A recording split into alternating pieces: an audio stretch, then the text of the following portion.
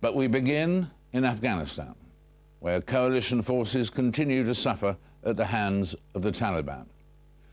And I'm delighted to say that we're joined now from Kabul by Afghan President Hamid Karzai. Mr. President, it's a great joy to see you again. The joy is mine too, sir. Thank you. Here's a quote from the Prime Minister last week when he was with you, and he said, "Here in this extraordinary piece of desert is where the future of the world's security in the early 21st century will be played out." Is what's happening in Afghanistan really that important? Very much true. What Prime Minister Tony Blair said is exactly the story. If you remember, we just go back 5 years. It was the presence of terrorism in Afghanistan and their hold on Afghanistan that enabled them to go and strike us all over the world, in Afghanistan, up to New York and Europe and Bali, Indonesia, and all other places. So he is right. We have to defeat them in this part of the world in order for us all to be safe in the rest of the world. And in fact, in that situation, we read now that compared with 5 years ago when Tony Blair, among others, was able to write off the Taliban, that in parts of the country now they are resurgent and so on. How many hardcore Taliban are there, do you think, today in Afghanistan?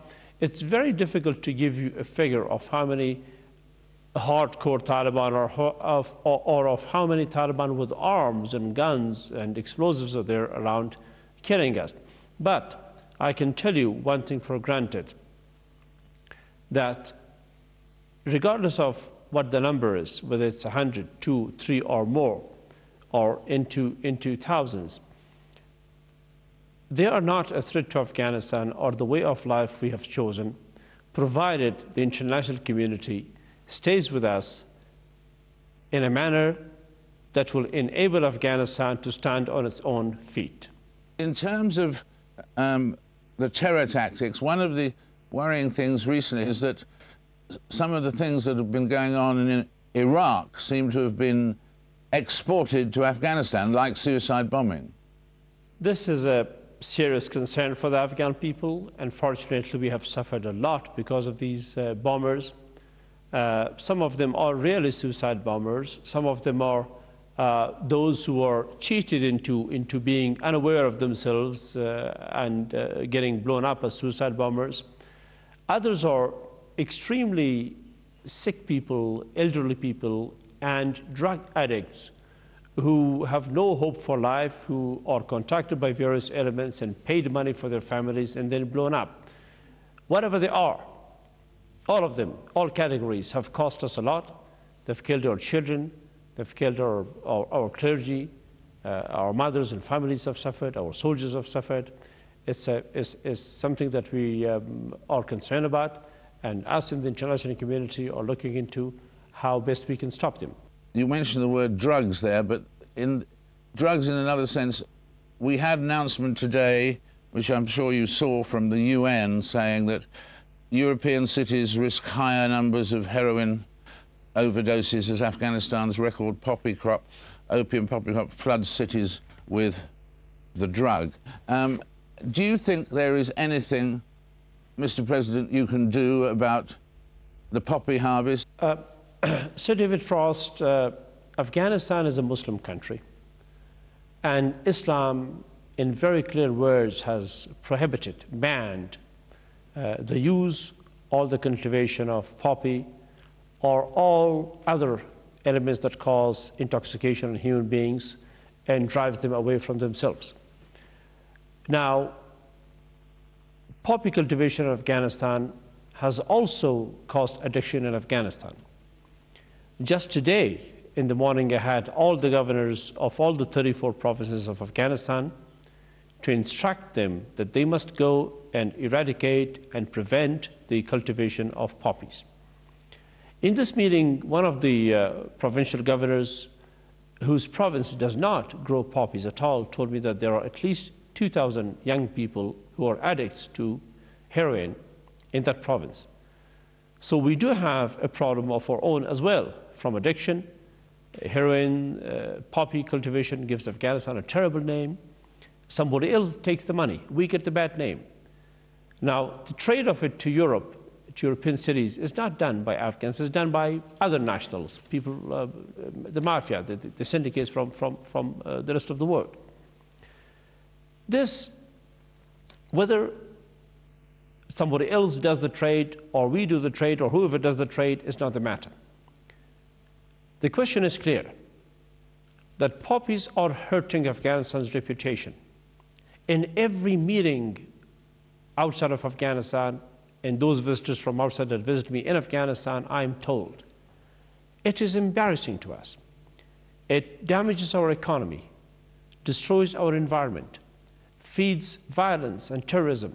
So we have to destroy poppies for the sake of Afghanistan, for the sake of us being good Muslims, and for the sake of our economy. The question is how to do it.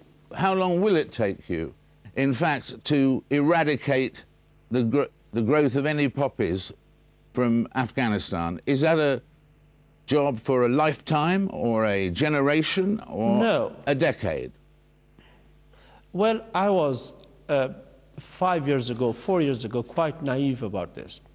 I thought we would eradicate poppies 1 year and they would not be there the next year, not thinking of the economic implications that it had, not thinking of how it is going to be dealt with in real terms.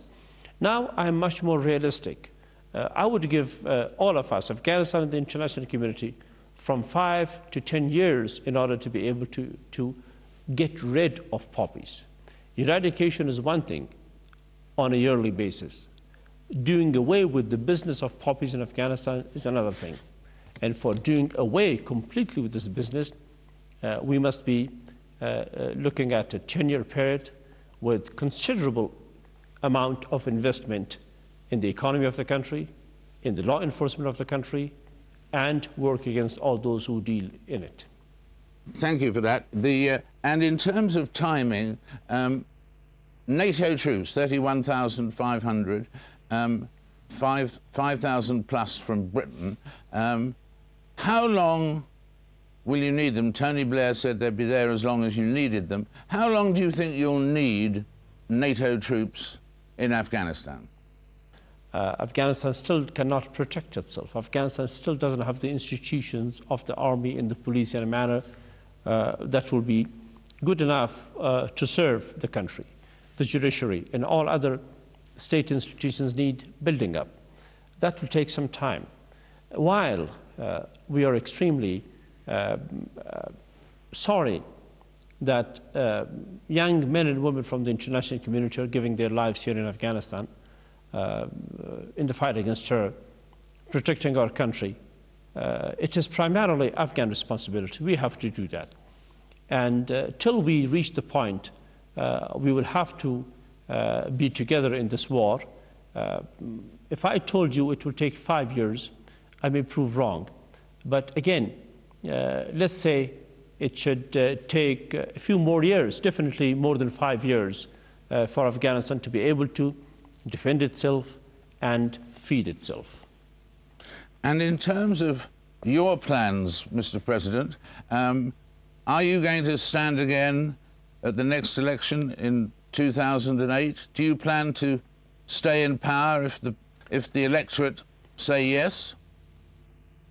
If the Afghan people want me, and if I feel that I have not yet delivered to the Afghan people that I should have delivered in 5 years, yes, I will. But if I feel that I have fulfilled my responsibilities, that I can be comfortable in handing over to the next generation of Afghans, then I will do that. So it depends on how things are in 2 years from now. Mr. President, thank you so much indeed for being with us today.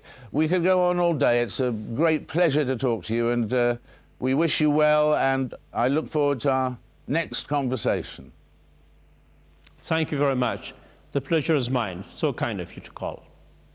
President Hamid